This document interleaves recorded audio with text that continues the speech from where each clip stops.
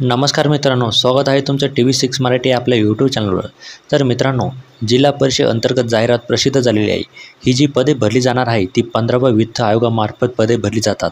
तर यामध्ये तुमची परीक्षा न घेता थेट तुमच्या मुलाखतीद्वारे तुम्हाला सिलेक्ट केलं जाते। मित्रांनो, जी जाहिरात निघालेली आहे ही फक्त नंदुरबार जिल्ह्यासाठीच निघालेली आहे। तुमची जिल्हा परिषद कोणती कमेंट करून नक्की सांगा। त्याची जर अशी जाहिरात निघाली तर लगेच तुम्हाला कळवण्यात येईल। तर बघा मित्रांनो, तर यामध्ये आपण बघू शकता की जिल्हा एकत्रित आरोग्य व कुटुंब कल्याण सोसायटी नंदुरबार येथून ही जाहिरात प्रसिद्ध झालेली आहे। तर 15व्या वित्त आयोगातर्फे नंदुरबार जिल्ह्यासाठी पदभरती प्रक्रिया तक्त्यामध्ये दर्शविल्याप्रमाणे कंत्राटी व करार पद्धतीने तात्पुरत्या स्वरूपात मानधन तत्त्वावर खालील पदे उमेदवारांकडून अर्ज मागण्यात येत आहे। तर मित्रांनो, 15व्या वित्त आयोगामार्फत ही जी पदे भरली जाणार आहे ही कंत्राटी पद्धतीने पदे भरली जाणार आहे। यासाठी कॉन्ट्रॅक्ट बेसवरची पदे भरली जाणार आहे। तर जे कोणकोणती पदे ते बघूया। तर जे आपलं पहिलं पद आहे ते एंडोलॉजिस्ट आहे। यासाठी एकूण 6 पदे आहे आणि याची जर शैक्षणिक पात्रता जर म्हणाल तर MSc झुलॉजीमध्ये आपलं MSc कंप्लीट झालेलं पाहिजे आणि यासाठी आपल्याला 5 वर्षाचा एक्सपिरियन्ससुद्धा लागतो। त्यानंतर कॅटेगरीनुसार आपण जागा बघू शकता। त्यानंतर याला जे मानधन दिलं जाणार आहे 40,000 रुपये महिना दिले जाणार आहे। त्यानंतर आपलं जे दुसरं पद आहे पब्लिक हेल्थ स्पेशलिस्टचं, यासाठी 6 जागा आहे आणि यासाठी एनी मेडिकल विथ MPH किंवा MHA किंवा इन हेल्थ डिग्री आपल्याला लागणार आहे। त्यासाठी आपण कॅटेगरीनुसार जागा बघू शकता आणि याचं जे मानधन दिलं जाणार आहे 35,000 रुपये प्रति महिना दिले जाणार आहे। त्यानंतर तिसरं पद आहे लॅब टेक्निशियनचं, यासाठी 12 पदे आहे आणि यासाठी 12th प्लस डिप्लोमाची आपल्याला लागणार आहे आणि या कॅटेगरीनुसार आपण जागा बघू शकता आणि याला जे मानधन दिलं जाणार आहे 17,000 रुपये प्रति महिना दिलं जाणार आहे। तर अशा एकूण 24 जागा आहे आणि याच्यासाठी आपण शैक्षणिक पात्रता आणि जागा किती संपूर्ण माहिती बघितलेली आहे। आणि आता आपण नंतर बघूया की मुलाखत कशी होणार आहे। तर MBBS उमेदवारांकरिता अतिविशेष तज्ज्ञ किंवा विशेष तज्ज्ञ वैद्यकीय अधिकारी ही पदे थेट मुलाखत घेऊन भरण्याकरिता खालील पद्धतीचा अवलंब करावयात यावा असे नमूद केलेले आहे। तर पहिलं आहे सब्जेक्ट नॉलेज, दुसरं लागणार आहे आपलं रिसर्च आणि अकॅडमिक नॉलेज, त्यानंतर तिसरं आपलं लीडरशिप क्वालिटी लागणार आहे। यासाठी प्रत्येकी 10-10 गुण दिलेली आहे। त्यानंतर ॲडमिनिस्ट्रेशन ॲबिलिटीची यासाठी 10 गुण आहे। त्यानंतर एक्सपिरियन्सलासुद्धा 10 गुण आहे आणि फॉर गव्हर्नमेंट एक्सपिरियन्ससाठी 2 मार्क आपल्याला दिले जाणार आहे आणि दुसरं म्हणजे प्रायव्हेट एक्सपिरियन्ससाठी 1 मार्क आपल्याला शिल्लक दिले जाणार आहे। त्यानंतर टोटल एक्सपिरियन्ससाठी आपल्याला 10 मार्क देण्यात येणार आहे। असा एकूण 50 मार्काचा पेपर होणार आहे।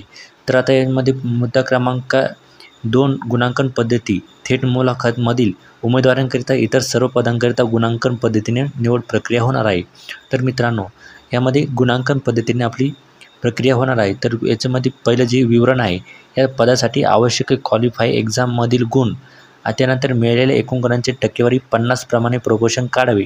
म्हणजे मित्रांनो, तुम्हाला 50% प्रमाणे इथे जे दिलेले आहे त्यासाठी आपल्याला गुण काढायचे आहे आणि तुमची सरासरी काढून असे 50 गुण तुम्हाला दिले जाणार आहे। तरी आता याच्या अटी आणि शर्ती काय आहे ते आपण एकदा बघून घ्या। तर ती पहिली अट आहे, यासाठी इच्छुक उमेदवारांनी विविध नमुन्यातील अर्ज, वयाचा पुरावा, पदवी किंवा पदविका प्रमाणपत्र, तिसरं म्हणजे गुणपत्रिका, त्यानंतर कौशल्य रजिस्ट्रेशन प्रमाणपत्र, त्यानंतर शासकीय संस्थांमध्ये केलेल्या कामाचे अनुभव प्रमाणपत्र, नियुक्ती प्राधिकरणाच्या आदेशाच्या प्रतीसह जात प्रमाणपत्र इत्यादी छायांकित प्रतीसह 8/8/2024 ते 16/8/2024 सायंकाळी 6 वाजता या कालावधीपर्यंत आरोग्य विभाग जिल्हा परिषद नंदुरबार या पत्त्यावर पोस्टाद्वारे कुरिअर अथवा प्रत्यक्षात सादर करायचे आहे।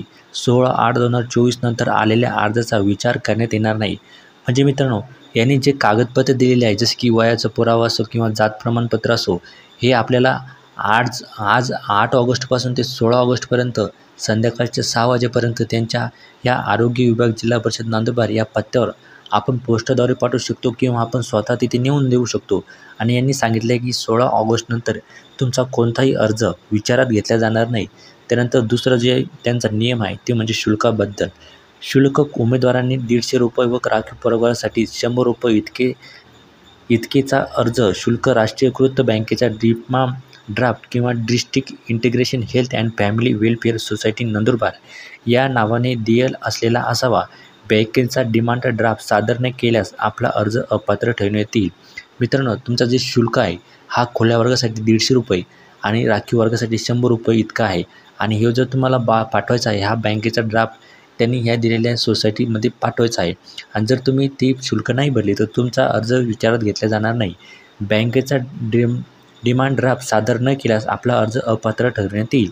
तिसरं, पदासमोर नमूद मानधन हे एकत्रित मानधन असून त्या व्यतिरिक्त इतर कोणतेही भत्ते देय राहणार नाही. म्हणजे मित्रांनो, तुम्ही ही जी पदे भरली जाणार ही कॉन्ट्रॅक्ट बेसवर आहे आणि सरकारी कर्मचाऱ्यांना जी मानधन दिलं जातं किंवा भत्ता दिला जातो हे अशा कोणत्याही प्रकारे तुम्हाला दिल्यात येणार नाही. तुम्हाला जिथलं मानधन सांगितले तिथलं देण्यात येईल. त्याच्या व्यतिरिक्त तुम्हाला अन्य कोणतीही सुविधा दिली जाणार नाही. त्यानंतर सामान्य प्रशासन विभाग मंत्रालय मुंबई यांचे दिनांक 25 एप्रिल 2016चे शासन निर्णयास अनुसरून अर्ज करण्याच्या शेवटच्या दिनांकास उमेदवारांचे किमान वय 18 वर्षे असणे आवश्यक आहे. म्हणजे मित्रांनो, तुम्हाला 18 वर्षे हे कंप्लीट असणे गरजेचे आहे. असा प्रस्ताव मंत्रालय मुंबई इथून आलेला आहे. त्यानंतर लहान कुटुंबांची अट 3/7/2020 पासून लागू करण्यात आली असून 23/7/2020 पासून 2पेक्षा अधिक मुले असणारे उमेदवार राष्ट्रीय आरोग्य अभियानाच्या पदभरतीसाठी अर्ज करण्यास पात्र ठरणार नाही. म्हणजे मित्रांनो, तुम्हाला लहान कुटुंबाची अट आहे आणि जर तुम्हाला 2पेक्षा जास्त मुलं किंवा मुली असतील तर तुम्ही हा अर्ज करू शकत नाही. जर तुम्ही असा अर्ज केलात तर तुम्ही अपात्र ठरू शकता. त्यानंतर 6वी अट आहे, वरील सर्व पदे कंत्राटी स्वरूपाची व एकत्रित मानधनाची असून त्यांची कालावधी 11 महिने 29 दिवस किंवा त्यापेक्षा कमी कालावधीसाठी भरण्यात येणार आहे.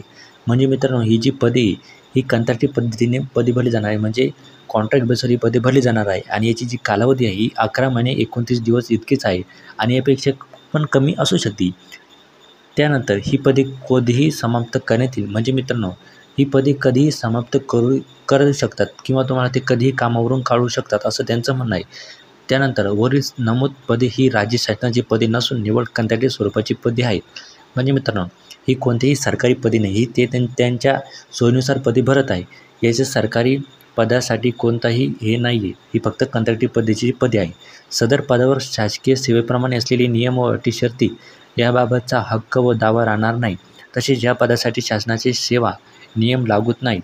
म्हणजे मित्रांनो, जर एखाद्या शासकीय कर्मचाऱ्याचा पगार वाढला किंवा काहीतरी झालं तर तो पगार तुम्हाला लागू राहणार नाही. त्यांच्या अटी शर्ती ते पण तुम्हाला लागू राहणार नाही असं त्यांचं इथे म्हणणं आहे. त्यानंतर केंद्र किंवा राज्य शासनाने संबंधित पदे नामंजूर केल्यास उमेदवाराची सेवा कोणतीही पुनर्सूचना न देता तात्काळ समाप्त करण्यात येईल. म्हणजे मित्रांनो, केंद्र सरकारने किंवा राज्य सरकारने संबंधित पदे नामंजूर केलेली असली तर ही पदे ते तुम्हाला कधीही काढून टाकू शकतात असं त्यांचं म्हणणं आहे. तर अर्जदार हा संबंधित पदासाठी शारीरिक व मानसिकदृष्ट्या सक्षम असावा. तसेच अर्जदाराविरुद्ध कोणतीही फौजदारी गुन्हा दाखल नसावा. म्हणजे मित्रांनो, तुम्हाला अर्ज जर केला तुम्ही आणि तिथे जर सिलेक्ट झाले तर तुम्ही शारीरिक आणि मानसिकदृष्ट्या सक्षम असणे गरजेचे आहे आणि त्यानंतर तुमच्यावर कोणतीही पोलीस FIR झालेली नसावी. त्यानंतर अर्जदाराला कंत्राटी कालावधीत त्यांची सोयीनुसार ठिकाण बदलून मिळण्याची मागणी करता येणार नाही. म्हणजे मित्रांनो, तुम्ही जर म्हणाले की आमची बदली आमच्या एरियामध्ये करा किंवा इकडे करा तर तसं होऊ शकत नाही. फक्त नंदुरबार जिल्ह्यासाठीच पदे भरली जाणार आहे आणि तुम्हाला इथेच ड्युटी करणे आवश्यक आहे. त्यानंतर अर्जदाराने आपल्या अर्जावर त्याच्या सध्या सुरू असलेला मोबाईल नंबर व ईमेल ID अचूक नोंदवावा. तसेच ते भरती प्रक्रिया पूर्ण होईपर्यंत सुशिक्षित राहील याची दक्षता घ्या. मित्रांनो, तुम्हाला अर्ज करायचा आहे आणि तुमचा जो मोबाईल नंबर व ईमेल ID आहे हा अचूक टाकणे गरजेचे आहे. तसेच ते पदभरती प्रमाणे जोपर्यंत तुमची भरती होत नाही तोपर्यंत तुमचा मोबाईल नंबर आणि ईमेल ID चालू असणे गरजेचे आहे. त्यानंतर भरती प्रक्रियेदरम्यान ज्या उमेदवारांना बोलवण्यात येईल त्या वेळी त्यांनी स्वखर्चाने उपस्थित राहावे. मित्रांनो, जेव्हा तुम्हाला बोलवण्यात येईल त्यावेळी तुम्हाला स्वखर्चाने तुमच्या स्वतःच्या भाड्याने तिथे जायचे आहे. त्यानंतर तसेच सदर उपस्थितीकरिता कोणतेही मानधन अथवा प्रवास खर्च देणार नाही. मित्रांनो, तुम्ही जर म्हणाल आम्हाला आमचं बस भाडं किंवा आम्ही टॅक्सीमध्ये आलो त्याचं भाडं द्या, तर हे म्हणतात त्याला कोणतेही मानधन किंवा खर्च देण्यात येणार नाही. त्यानंतर अर्जाचा नमुना जाहिरातीसोबत प्रसिद्ध करण्यात आलेला असून सदर नमुन्याप्रमाणे अर्ज नसल्यास उमेदवारांचा अर्ज ग्राह्य धरणार नाही. मित्रांनो, अर्जाचा नमुना जाहिरातीसोबत प्रसिद्ध करण्यात आलाच पाहिजे, नाही तर तुम्हाला नमुन्याप्रमाणे अर्ज नाकारल्यास येणार आहे. त्यानंतर 13वी अट आहे ती म्हणतात उमेदवारांचा अर्ज अपूर्ण व अर्धवट भरलेला असल्याने नाकारला गेल्यास सर्वस्वी जबाबदारी ही उमेदवारांची राहील. म्हणजे मित्रांनो, तुम्ही जर एखादा अपूर्ण कागद दिला किंवा अपूर्ण अर्ज भरला तर हे म्हणतात की त्याची संपूर्ण जबाबदारी ही त्या उमेदवाराची राहील. त्यानंतर भरती प्रक्रियेचे संपूर्ण अधिकार, पदे कमी जास्त करणे, भरती प्रक्रिया रद्द करणे, अटी व शर्तीमध्ये बदल करणे, पदस्थापनेच्या ठिकाणामध्ये बदल करणे इत्यादी सर्व अधिकार हे कार्यालयाचे असून निवड प्रक्रियेत कोणत्याही क्षणी बदल करण्याचे अधिकार माननीय मुख्य कार्यकारी अधिकारी जिल्हा परिषद नंदुरबार यांनी राखून ठेवलेले आहे. म्हणजे मित्रांनो, भरती प्रक्रियेचे संपूर्ण अधिकार असो किंवा पदे किंवा कमी जास्त पदे भरणे किंवा भरती प्रक्रिया रद्द करणे आणि अटी व शर्ती यामध्ये बदल करणे, पदसंस्थेच्या ठिकाणामध्ये सुद्धा ते बदल करू शकतात. इत्यादी सर्व अधिकार हे कार्यालयाने राखून ठेवलेले आहे आणि निवड प्रक्रियेत कोणत्याही क्षणी बदल करायचे असल्यास याचे संपूर्ण अधिकार माननीय मुख्य कार्यकारी अधिकारी नंदुरबार आणि जिल्हा परिषद नंदुरबार यांनी राखून ठेवलेली आहे. तर मित्रांनो, अशी ही माहिती आहे. माहिती कशी वाटली आम्हाला कमेंट करून नक्की सांगा आणि तुम्ही जर आपल्या चॅनलवर नवीन असाल तर असेच नवीन जाहिरात बघण्यासाठी आपल्या चॅनलला सबस्क्राईब करा. धन्यवाद. जय